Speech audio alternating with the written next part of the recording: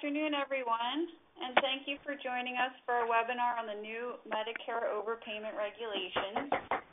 Today's presentation will be about 45 minutes and will be followed by a Q&A session. Please type your questions to the moderator in the chat box located at the bottom left side of your screen. Questions will be answered at the conclusion of the presentation. A recording of today's webinar, along with a copy of the slides, will be emailed to all registrants. Our presenter today is John Fanburg, Esquire, from the law firm Brach Eichler and MSNJ Corporate Partner.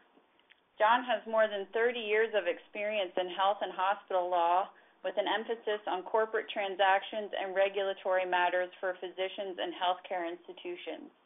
His broad experience representing major hospitals, diverse medical groups, and statewide physician specialty organizations provides him with in-depth knowledge of all aspects of practice and business of healthcare. He uses healthcare providers to position themselves to deal with constantly evolving medical marketplace, particularly in healthcare reform. He also offers guidance on regulatory compliance, corporate compliance, HIPAA, litigation, and government investigations. John will discuss the new Medicare Overpayment Rule and what steps your practice should take now to ensure compliance. Again, if you have a question, please type your question to the moderator in the chat box located on the bottom left side of your screen. At this time, I'll turn the call over to John. Thank you so much, and welcome to Wednesday in New Jersey. I want to thank the Medical Society of New Jersey for allowing me to spend the 45 minutes or so with you to talk about the new Medicare Overpayment Regulation. The regulation impacts practices in two key ways. One is the obligation to refund money back to the Medicare program, but more importantly, how should practices begin to plan for this in terms of their corporate documentation in dealing with potential retirees or physicians leaving the practice? Let me begin with a little bit of the background. We're dealing with the Patient Protection and Affordable Care Act, which was signed a number of years ago, as everybody on the line is aware of. The original law had this refund requirement, but what the law was talking about in terms of proposed regulations was the look-back period.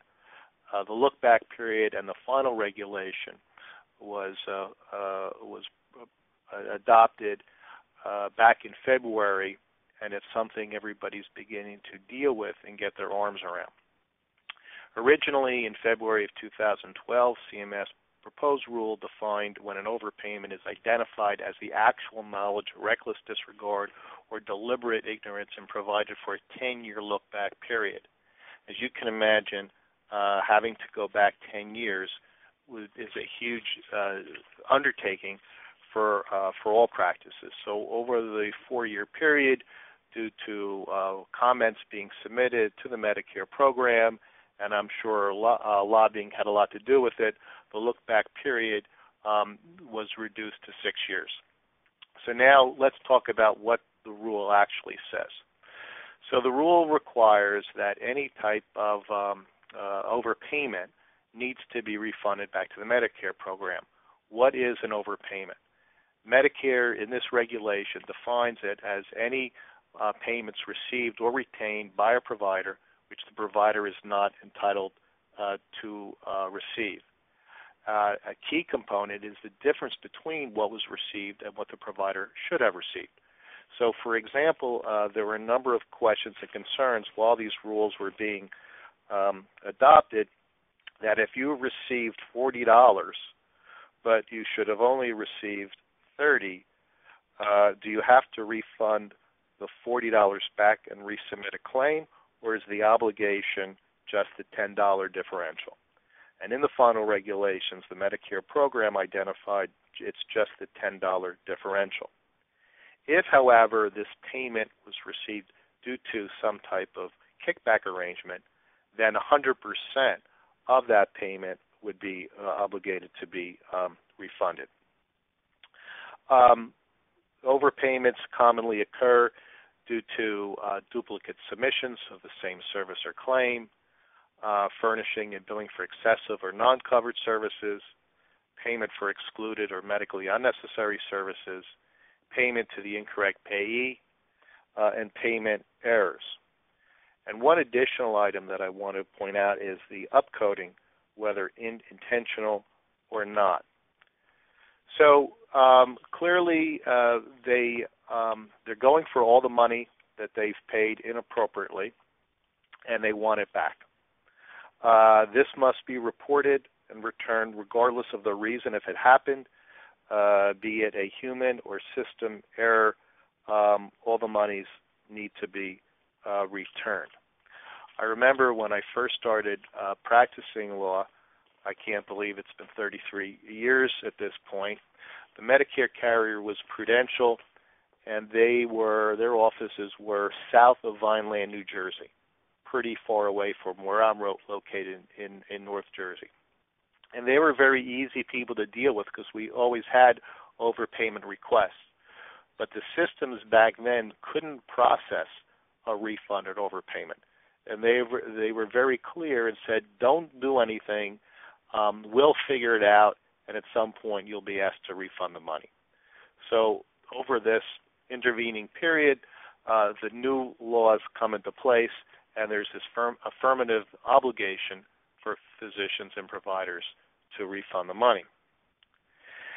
One of the next key question for you to consider for your practice is, when does a provider identify an overpayment?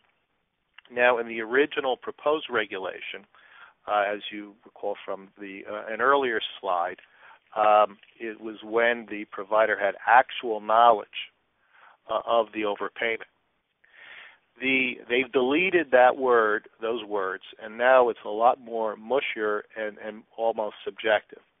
The reason for that is the CMS doesn't want providers to intentionally ignore the reality, or for practices to put their heads in the sand, and they've actually used it. They want to avoid the ostrich approach.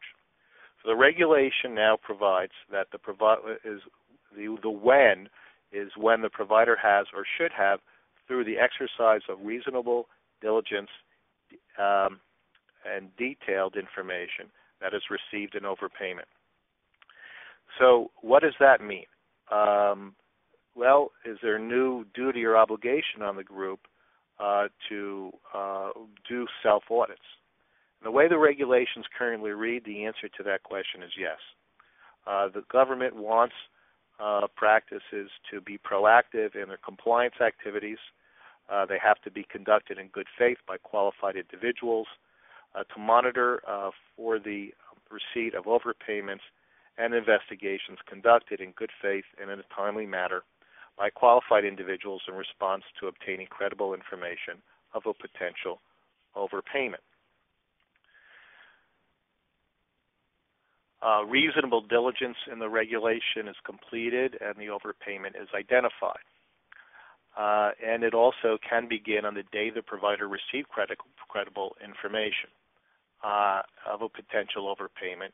And if the provider fails to conduct reasonable diligence and the provider, in fact, receives an overpayment, we're going to have a problem for that particular group or practice. The regulations go on to say that reasonable investigative activities should be conducted in response to receipt of credible information of overpayments, and they list in the comments to the adopted regulations the proactive compliance activities they want practices to begin to develop. Self-audits, establishing and maintaining appropriate monitoring processes, and all providers have a duty to report and return the overpayments they received.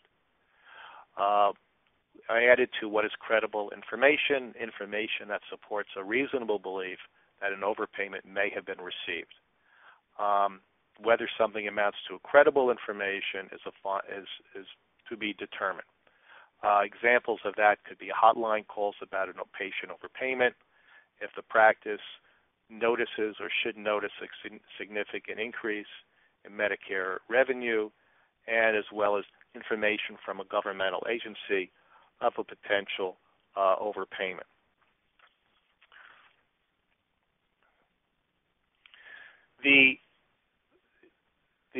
What does the practice do in response to all of this? It needs to check, and it needs to check by beginning to review their billing and payment records and to determine whether or not certain codes were incorrectly submitted. Did a provider learn that a patient death occurred prior to the service date on the claim that has been submitted for payment? Actually, that happened in one of my situations. Obviously, the medical practice was a little sloppy in its record-keeping, coding, and claim submission, and that became a big problem. Another example is when a provider learns that services were provided by an unlicensed or excluded individual on its behalf, and as well as a provider performing an internal audit and discovers that an overpayment exists.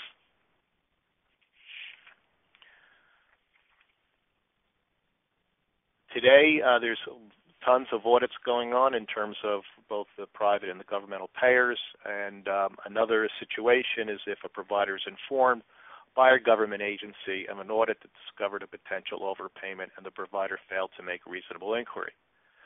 This is very key to the entire process. If the provider's inquiry verifies the audit results, then it is identified an overpayment, and assuming there's no applicable cost report, that's more in the hospital setting, has 60 days to report and return the overpayment. So when does the 60-day clock begin?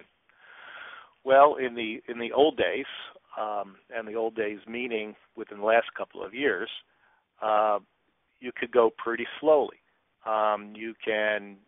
Someone made a comment to us, or someone in our billing department has identified a potential overpayment. What do we do now?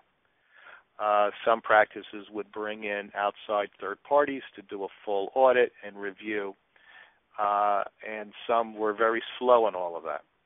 But right now, the way the regulation is set up, that the 60-day time period begins when either the reasonable diligence is completed or on the day the person received credible information of a potential overpayment if the person failed to conduct reasonable diligence and the person, in fact, received an overpayment. To try to bring this to some level of understanding, CMS has said that they believe 6 months is probably a reasonable amount of time for a practice to undergo an investigation. I believe you're going to see that as becomes the gold standard, and if practices go beyond that period of time, there may very well need to be some extenuating circumstances to avoid more complex penalties.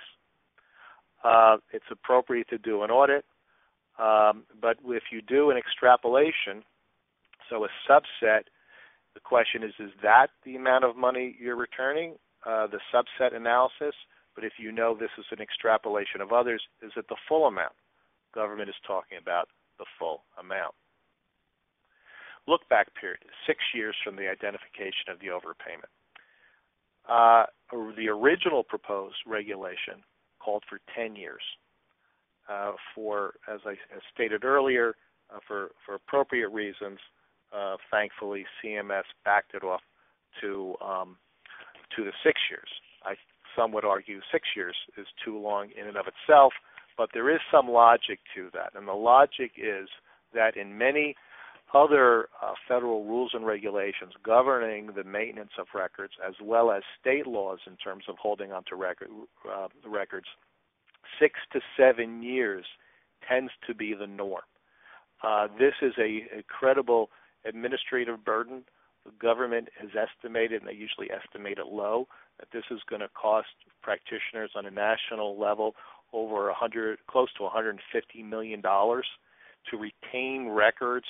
Although maybe it's as we move more to the electronic format, it's easier. But because most state rules and regulations don't require the maintaining of these records beyond 6 or 7 years, that's how they locked into the 6 years. But this could be a big number depending upon how large your practice is and perhaps and obviously for how long the miscoding or errors occurred. So they're putting pressure on practice compliance activities and want the providers to begin to self-audit. Government believes, and it's been widely reported, that there are tens of millions of dollars of waste that goes on each year as part of the Medicare program. The government's goal is to maintain the fiscal integrity of the Medicare program, and this is a way to try to ensure appropriate payment in addition to getting the monies back. Let's talk about a little bit on the impact of private practice medicine. As we know, in New Jersey as well as nationally, many practices over the last several years have transitioned their practices to hospitals in practice sales, as well as to some of the larger multi-specialty groups in the state and forming other new organizations. When a practice has sold, typically to a hospital or other purchaser, there is an indemnification provision. And that indemnification provision requires that if the successor entity gets tagged with any type of liability, the original owners are going to be responsible for this. So in those types of transactions, you need to have some documentation among the physicians who sold the practice as to an agreement as to how this should be handled. That kind of ties into retirement and withdrawal from a practice that continues to maintain its private practice of medicine. So in a private practice of medicine, there's either an operating agreement or shareholders agreement that sets forth a number of triggering events that could give rise to the withdrawal of a physician from a practice. Those triggering events would be a retirement, just a plain withdrawal. It could be a death. It could be a disability. Or it could be a termination for a cause something bad happened and the physician leaves. Now, if there is this potential 6-year look back for a refund to the Medicare program, and all of a sudden the remaining physicians get a knock on the door, hey, by the way, you owe us some money, the last person standing is going to be obligated to refund those monies. And should there be some obligation on the retired physicians to help contribute to that payment back to Medicare. And as a result of the Affordable Care Act being passed, more and more groups are having this very uncomfortable discussion as to how their documents should be modified to deal with this. I represent one large group. They have a provision in their documents that if a physician retires, he or she is going to be responsible to chip in or contribute to an overpayment request for 5 years post-leaving. Same thing if there's any tax obligations. But the reason why these discussions and getting these documents modified at this point are very difficult to have is because as part of this negotiation, you have younger doctors and you have more senior doctors. And the senior doctors are getting close to retirement. And in the old days, when a physician retired from the practice of medicine, they left, they got their buyout, as large or small as it may be, but they felt they were done, they could hit the beach or a golf course and no longer be worried about what happens in the group, the practice that they just left. Well, with this new six-year look-back period, if this physician who's now retired shared in that revenue and there's an obligation to pay it back, shouldn't there be some obligation on this retired physician to contribute towards that in some type of proportionate way? And that is a tough negotiation. At this point in time, that type of repayment obligation is not something that you can buy insurance for. And depending upon the magnitude of dollars, it could be significant. But again, this final rule, which was just adopted back in February, is going to drive a lot of this renegotiation among physicians in practices so that the remaining physicians are not overly burdened with this repayment obligation. So what do you do to try to minimize all of that? First of all, there has to be an implementation of some type of self-auditing policy. There has to be ongoing review in terms of billing protocols, coding protocols, doing retrospective reviews to make sure what was done was appropriate, that we received what we were entitled to, and it can't be just ignored and blown off. All staff needs to be trained in monitoring and managing this. This includes the physicians. They can't be left out of this particular process. And again, when we used to do compliance programs and self-auditing, we wouldn't go backwards in time. We would do it contemporaneously, because if we found something bad, we didn't want to have to write a big check. That's the ostrich approach to this. That theory will no longer work, because if in an audit they find that you knew or should have known, had you taken some diligence efforts, reasonable diligence efforts to uncover these problems, you're going to get slammed, and there's going to be a huge penalty to pay. There is a system already in place with regard to self-reporting. We already have the self-referral disclosure protocol managed by CMS. We also have the self-disclosure protocol managed by the Office of Inspector General, and there's going to be a new program called, and basically it's a modification of the name of these other programs, called the Self-Reported Overpayment Referral Process. In part of the proposed regulation, as part of this program, when you submitted the payment, they asked for 13 data elements: name, tax ID, how was this discovered, the reason for the overpayment, health insurance claim number, date of service, Medicare claim numbers, your NPI, etc. They decided that they were getting a little too complicated, and what they really needed to do was come up with a program and process that's actually provider-friendly. Obviously, requiring a refund of what could be lots of money is not a friendly situation, but the government realizes they have to try to make this as easy to adopt as possible, otherwise physicians aren't going to do it. And the government is really relying on the proactive audits to identify this and just get the money back. They just want the money back. They're not looking to harass or hound or penalize physicians. So the idea is to make it easy.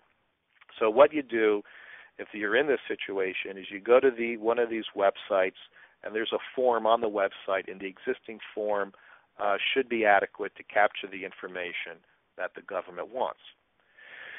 Now, again, this is still a little new, so if there is a huge amount of money back, over what period of time is the government going to require you, the provider, to refund it? And that's still early. It really depends. It depends upon how proactive the group was. It depends upon what size of the number. It depends upon the financial status of the group. We've had situations even in recent years before all this when we've had to work with providers to refund money that if we talked about a financial hardship on the practice, they would then request financial information of the practice, whether it's tax returns or financial statements, to prove all of that. But depending upon how much money is outstanding, the ease of which to refund it, using my example, if the practice was large, now it's small, and you have physicians who have retired all over the place, this huge amount of money is coming from a small subset of physicians. The government, in an effort to be physician-friendly in this program, will probably work with the group. Another way of handling it is, again, depending upon the facts and circumstances of the situation, they may allow certain payment offsets. So instead of writing a check back, perhaps over time there is a negotiation by which the government just kind of keeps their money until they keep what would otherwise equal to the overpayment. But every situation is different, and every situation will be analyzed differently by the government.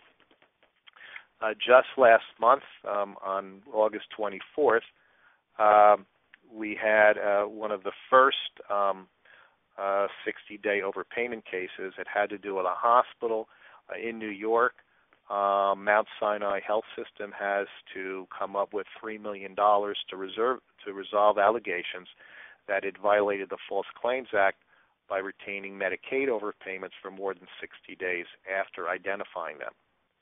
Now, for a $3 million penalty, Mount Sinai must have done something pretty wrong.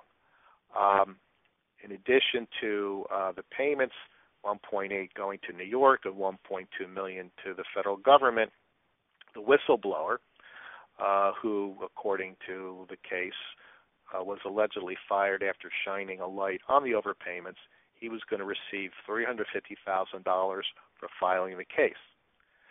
So there is an economic incentive built into the system for whistleblowers. So if you have people in your practice who bring this to your attention, my first free legal piece of advice of the day is don't fire that person. Your policy and procedures, both in your employee manual and compliance plans should specifically state that anyone having this information or thinks the practice has received an overpayment, you want them to step forward and bring it to the practice's attention, and every potential allegation will be investigated because the practice takes this seriously. It takes compliance seriously, and it takes coding and submission of claims to the Medicare program and all programs seriously. So do not take retaliatory action against an employee for this, because you're going to cause two things to happen. You're going to have that person will sue you for wrongful termination, and that person is going to make after their first call to their lawyer, their second call is to the government and say, I've got some great information for you. That's how the government gets most of this information. The government doesn't get this information by spending a lot of time going after groups, although they do have certain algorithms in their systems to do some audits. But most of these investigations are prompted by employees or recently situated ex-employees. They get the phone calls and they investigate this often. So that's how that works. And again, we have this recent case from just about a month ago for the $3 million. Again, for them to be hit with that type of penalty, it was very clear that they were ignoring these complaints. Now, a hospital setting is huge. Hospital setting submits, hundreds of thousands of claims all over the place. So there is tons of room for human error in that, as well as systems error. I recognize that coding and claim submission is more of an art than a science here. There's a lot of gray zone, which fortunately, hopefully physicians won't get caught up in these types of situations. But again, I can't impress upon you enough that it does require self-audit and monitoring of what you're receiving in payments. This might be a good point in time to perhaps take some questions. I'm looking to see if... Thanks, John.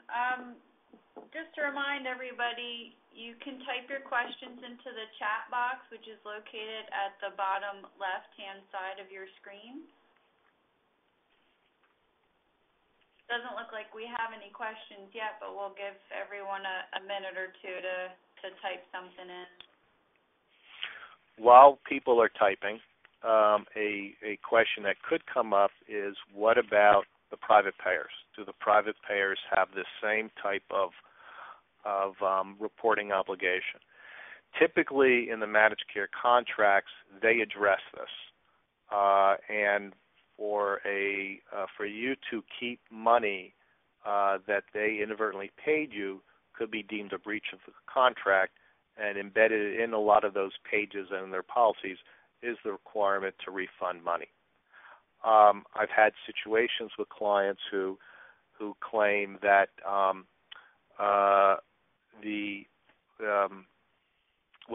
Horizon paid us this much money, 5 years ago. Possession is 9/10 of the law.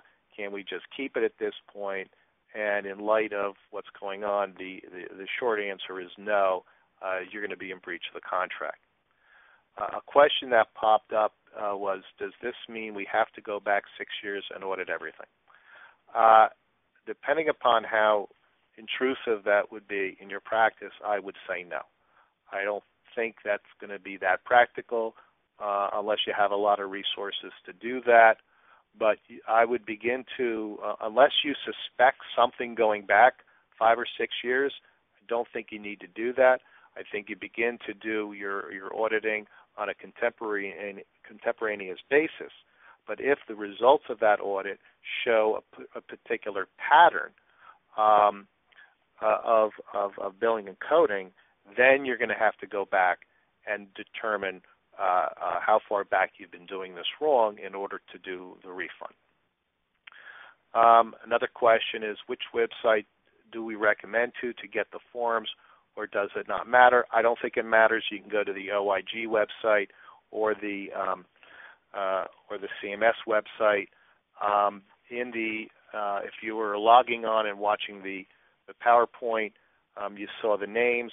If you're just listening from an audio standpoint, it is for CMS. It's the Self-Referral Disclosure Protocol managed by CMS, the Self-Referral Disclosure Protocol managed by CMS, or the Self-Disclosure Protocol managed by the OIG. And now the new website is called the Self-Reported Overpayment Referral Process. Either one will have a form. This is an evolving area of the law. I think as cases come out and providers challenge some of the tactics by CMS or the OIG, there'll be more case law definitional aspects as to what due diligence really is. It will also talk about whether this 6-month time frame to go back is adequate, or whether the facts and circumstances of a situation warrant a longer period of time, as well as plus the 2 months to respond. I think they're basically looking to see how it goes and how it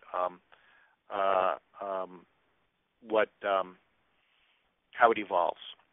Next question is, how does the New Jersey 18-month rule apply with private payers? Well, what we've been seeing with the private payers in these audits, every time a private payer does an audit, they allege fraud. And that's how they're getting beyond the 18 months. So in a fraud situation in New Jersey, they tend to go back looking at 4 years, but depending upon what's going on, it's a negotiation. So the 18-month is the statute. We negotiated this a number of years ago through a lot of the efforts of the Medical Society of New Jersey when we were talking about malpractice reform. But basically the payers in the intervening years, and I think it's probably at least 10 years now, because they've been so frustrated with the Department of Banking and Insurance, the Board of Medical Examiners, they've developed their own investigative units, and every audit they conduct, if there's an overpayment, whether it's accidental or systems by mistake, they call it all fraud and they go back. It's all negotiation. So the 18-month rule tends not to apply these days in many situations. All good, three good questions.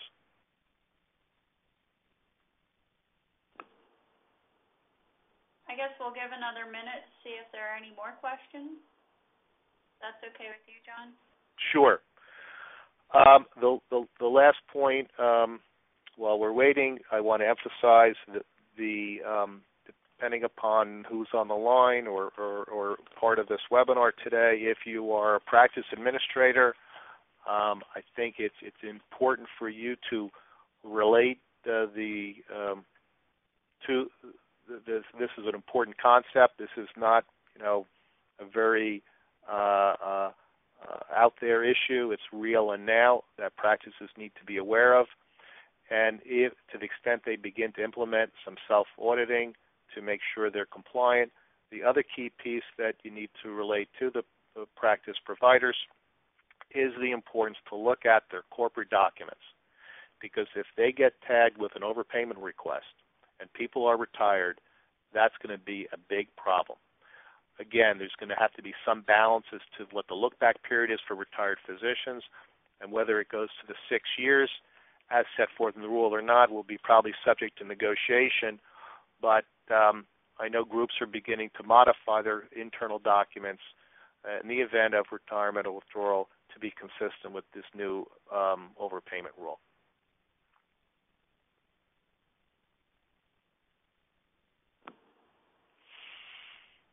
All right, it doesn't look like we have any more questions, so I want to thank you, John, for a really informative presentation. It really opened my eyes up to a lot of things, and I appreciate it, and I'm sure our participants appreciate it as well. I also want to thank our participants for taking the time from their busy schedules to join us today. And I just want to remind you all that a recording of today's webinar will be sent to you soon, probably the next couple days. And have a nice afternoon, everybody.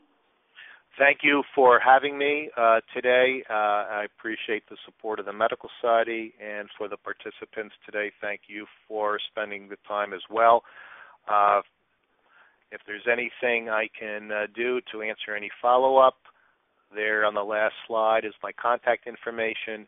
Feel free to call at any time for any specific question. Happy to answer. And again, thank you for your time today. Thank you. Thank you. Goodbye. Thanks.